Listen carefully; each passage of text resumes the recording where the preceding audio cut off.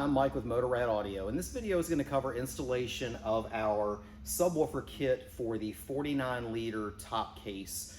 So this would apply to anybody with a top case on the GT, GTL, and RT, any situation that has that 49-liter top case on it that you see here. So what's included in this kit is going to be our subwoofer enclosure that fits inside of the top case. It is going to take up the majority of the space in there, as you'll see later, but it's what's called a bandpass box, where there is a 10-inch JL Audio subwoofer self-enclosed in here that fires the bass out of these ports that are going to come through the bottom of the top case. So we'll get a little farther into that here in a bit. There's going to be some high-powered magnets that are in the base of it that dock it in the top case so it stays stable in there.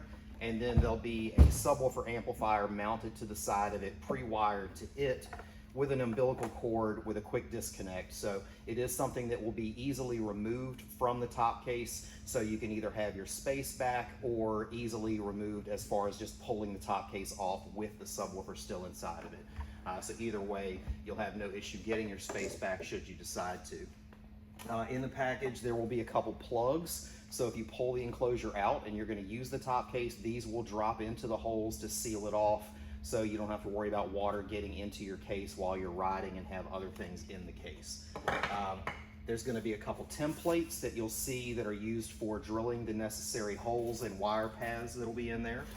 There'll be a continuation of that cord and quick disconnect for actually routing things into the bike itself. There'll be an extension that goes to the front. Assuming you have one of our kits, you're going to have two white plugs here. This is an input, and technically this is teeing the signal that's going into your existing amp. So if you have one of our amps in the front, you're simply going to unplug one of the white plugs, or the clear plugs that are going into the input of the amp, plug that into this plug, and then plug this one back in where you unplugged the other. So this is basically just teeing that off and then sending a signal to the back of the bike. You'll have a bass knob from JL Audio that we'll show here in a bit for being able to adjust the bass on the fly or turn it off on a longer ride. You'll have a fuse holder that'll be just like in our other kits, so that'll be pretty self-explanatory. There is a cord that goes for the power and ground with a quick disconnect. We don't have a bike here at the moment to get a precise length on these wires, so these wires will probably be a lot longer than you need. Just cut them to the appropriate length once you've run them through the bike. You'll have two different hole saws that'll be included with the kit because it's kind of, excuse me, it's kind of an obscure size. So this is a 3 1/4 inch hole saw and then a 1 inch hole saw. So you have the exact right tools for the portholes to fire through, and then also for the grommets that we include for the bag for routing of the wires. So those two will be included with it. And then last but not least, you'll have some plastic spacers, screws, and high-powered magnets that'll be the parts that actually mount into the bag or the top case that we'll show here in a bit. And that pretty much covers it for all of the parts that are included into the kit. So we'll go ahead and get into the modifications that you're doing to the top case and the rest of the installation. All right, so first step in the installation is going to be to drop your templates into place. They are marked right and left. They will drop in fairly snugly into place there to properly line up where these holes are supposed to be. So you're going to want to take your drill bit that came with the hole saw before you've actually put it in the hole saw. Just take that drill bit and drill these two pilot holes for the larger holes ahead of time before putting it into the actual hole saw, because when you put the hole saw in here, it's really hard to see where that pilot hole is. You don't really want to drill this through the cardboard. So it's easier to go ahead and just use the drill bit through the cardboard to drill that out. So once you've drilled these two holes, which you'll just be drilling through the top layer, you don't have to go all the way through the case, just through the first layer of the floor. You'll pop these out. Obviously, we've already done it here because this was our sacrificial top case for this. And then you'll take your hole saw and go through here and just try to maintain a straight up and down shot with your drill to go all the way through the bottom and out the other side. You'll need to lift this on top of something because obviously your hole saw is going to hit whatever bench you have it sitting on. So you'll need some kind of a box or something to bring this off the ground, or overhang it off of a bench or something to drill through. Once you've drilled through that, you'll be putting your template back in.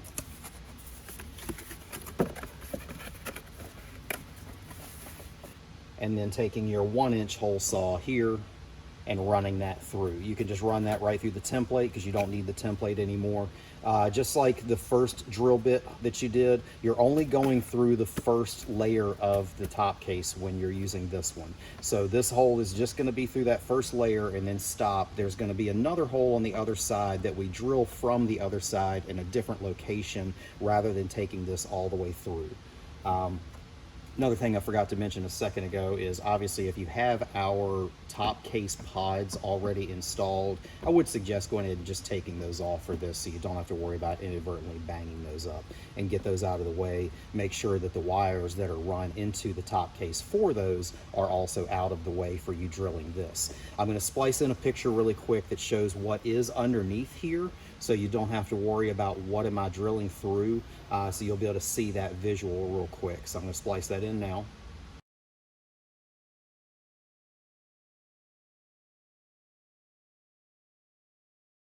And now we're back, and you kind of seen where it is that you're drilling through. So you know there is a factory wire over here that's taped kind of out of the way, but everything else is clear. So again, make sure if you have our top case pods that those wires are completely out of the way, and remove those first. So now that you have these holes done through, the next step inside of here is going to be to remove these 4 screws here and put in our magnet spacers. So there's going to be a couple different versions of these spacers that are in the kit and a couple different lengths of screws. So you have a spacer here that has a really tall space at the top of it, and then you have one with a really thin cap. The thin caps are going to go here towards the back of the bike, and the taller ones are going to go at the front portion of the case here. There is a little groove in each one of them that indicates what goes forward in the case.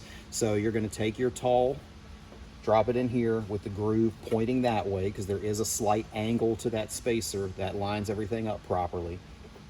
And then you'll drop your shorter spacers in the back.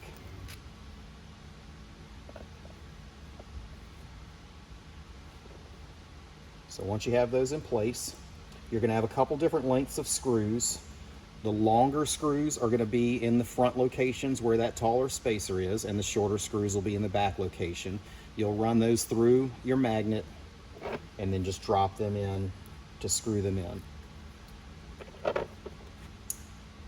These sort of magnets are reasonably fragile when you're torquing them down, so you do not want to crank these screws down really hard. You definitely can shatter one of the magnets if you get on it too hard. So just get these down nice and snug, but nothing too over the top.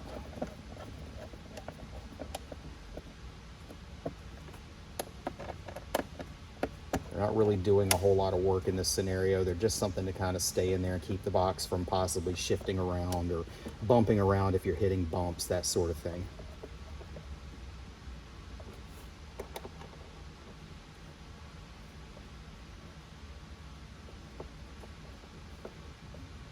So put those in reasonably snug, and you're done with this portion.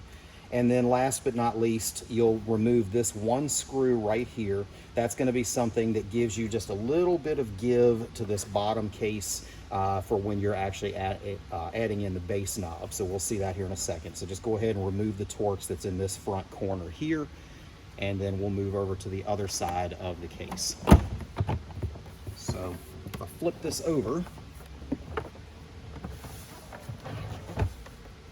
need to reposition my camera a bit to show this portion, so let me do that real fast and I'll be right back. Okay, so on the bottom side of the case, you're going to have your hole that you already drilled. You're going to take the 1-inch hole saw and drill a hole roughly in this area. This is not a precise location whatsoever, but go ahead and run that in, again, not through the top layer but only through the bottom layer, and your wires are going to be going through that first 1-inch hole and then over through this 1-inch hole. Another thing that's not all that precise, it's a little more precise if you have our top case pods on here, but you'll see where our top case pods kind of end. You're going to want to drill a hole here for your base knob to go through, so that will actually be kind of aiming down underneath the top case. This knob can really go anywhere that you would like it to go. We include a 1-foot cable that just gets it from the amp to here to make this really easy to remove, but it certainly comes with a probably 20-foot cable because it's used in the car audio world So if you want to put it somewhere on the bike, you absolutely can. Just keep in mind, if you do put it on the bike, you're going to have a lot harder time being able to remove this case because you're going to lose your quick disconnect aspect of it. It does use a standard 4-pin telephone cable. So if you wanted to do anything creative, you can use a standard 4-pin telephone cable to extend or what have you when it comes to that. So once you've drilled that hole, which will be, there'll be a measurement in the manual for the base knob. I can't think of it off the top of my head. But once you have that, you can drill that into here. And then because you took that one screw out, you can flex these two parts apart just enough to get this squeezed in there, because there is a box portion inside of that knob that makes it really hard to turn that corner getting through here. But you will be able to get that through once you have taken that screw out, and you can pull these two parts apart to kind of work that in. Then you'll have this portion that'll be up inside of here. We'll have this wrapped in some foam tape so it's not jingling around inside of the enclosure. But that little 1-foot cable that we're going to show here in a second will plug into this behind the scenes. So let me grab the amplifier and kind of show you how the wire routing is going to go. Okay, so the next step is going to be taking your main power cable. This is your quick disconnect for the amplifier to make it easy to take this enclosure out. You've got your power and ground feed here, your signal input feed here. There is no right and left version of this. It doesn't matter how you plug these in under the seat. It's going to work no matter what. They are keyed, so when you're plugging them in, they do fit together a specific way. And then you'll have a 1-foot phone cable that's to keep, again, the amplifier easily removable for that bass knob. So take your plastic grommet. There'll be 2 grommets in there, one that's rubber, one that's plastic. This particular version for the top is going to be the plastic one. You'll run your power and ground through. They will barely fit, but they do fit. Work that through. Work each of these plugs through one at a time. And then last but not least, run your telephone cable through. Just be aware of the little tab, of course, that locks that into place, and be kind of easy with that. So once you've run that through, you'll want to keep your phone cable going with the wire as you run it up here. So essentially you have your plug and your phone cable there. So this will be hard to work with the camera, but it's pretty obvious. We're going to feed this through that 1-inch hole that's in the bag.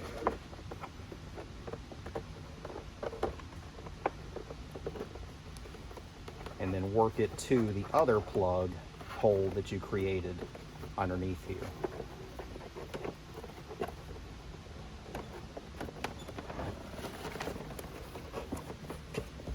Trying to do this where you can see.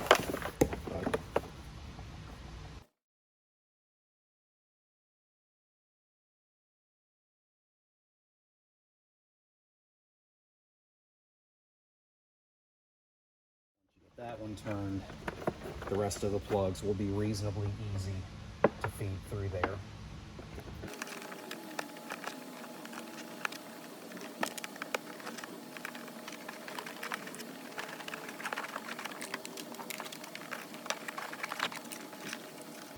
And then we're going to feed our phone cable through, but really just kind of bring it through the port, because you're not going to want that through the second hole. You're going to want it to stay inside of here.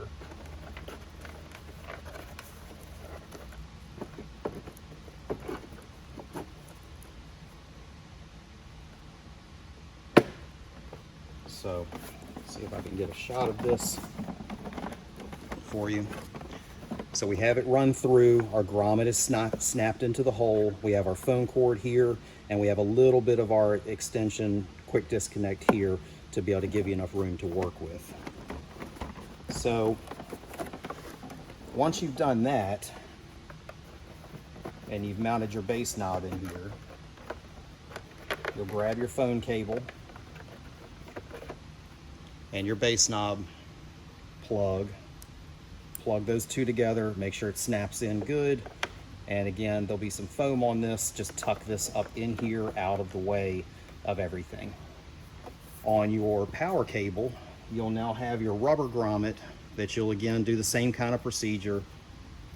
You'll want to run your bigger cable through first, and then your 2 smaller cables afterwards.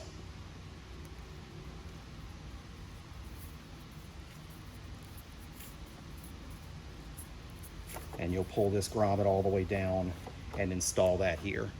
This is quite the pain because this is a very snug fitting grommet. We wanted it to be as tight as possible. That way there wouldn't be as much chance of any water intrusion or anything like that going on here. So you will have to do quite a bit to massage this into place, but once that's in there, it should have this sealed reasonably well. And again, make sure this is tucked up and out of the way from the inside, so when your port comes through here, you're clear of all of that. Your base knob has a nut for you to put on there and tighten that down, and then a little cap that will go on top of that, and that will be directly behind you on that left side when you're sitting on the bike. In here, you now have your base knob connector and your quick disconnect here. So we're essentially just going to take our enclosure, set it down into the bag or the case, grab our connectors from underneath it,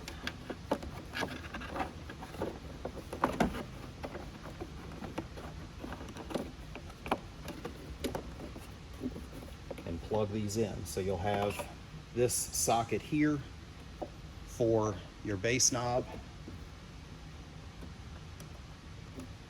Again, make sure that clicks all the way in, and then you'll have the main plug for the case itself.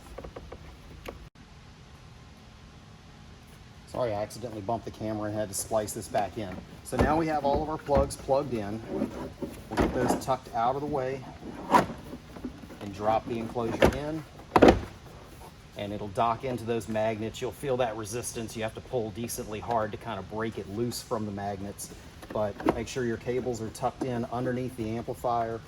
If you should ever need to remove this, it's as simple as lifting it out, unplugging those two plugs. You do have quick disconnects on the umbilical cord as well, so if you want to just disconnect that from the bike like you do the other side and take the whole thing out in one package, you can definitely do that as well. So you'll just be running this to your other quick disconnect and running that to the battery and plugging this into our other plug that's run up to the front where you have the other amplifier installed. You can put your side panels back on if you have our top case pods as well. Shockingly, the case does not vibrate or rattle. We expected to have to put some kind of sound deadening in it to shut that up, but since all of the bass is being focused directly out of those ports, there's not a whole lot of things going on in here. So you don't have to worry about that part really at all. And that's basically it. Amp is pre-tuned and ready to go. So certainly if you have any questions at all on it, just let us know. Since this video will probably be out there for years, you know, for all we know, we may change subwoofers or amplifiers down the road as different companies make different changes. But certainly we'll have that in our listing if we've made any changes to it. And there may be slight improvements where things look slightly different kind of down the road as, again, we tweak different things as we find out different things that we'd like to upgrade. So if you have any questions at all, just let us know. Certainly if you're in the middle of an installation, let us know if you have any questions, and we would be as quick as we can to respond. We are available on our website via a chat option, messaging. We're open from 9 to 6, Monday through Friday, Eastern time, on the phone, and certainly we'll try and get back to you as quickly as possible. So if you have any questions, just reach out, and hope it sounds great. Thanks.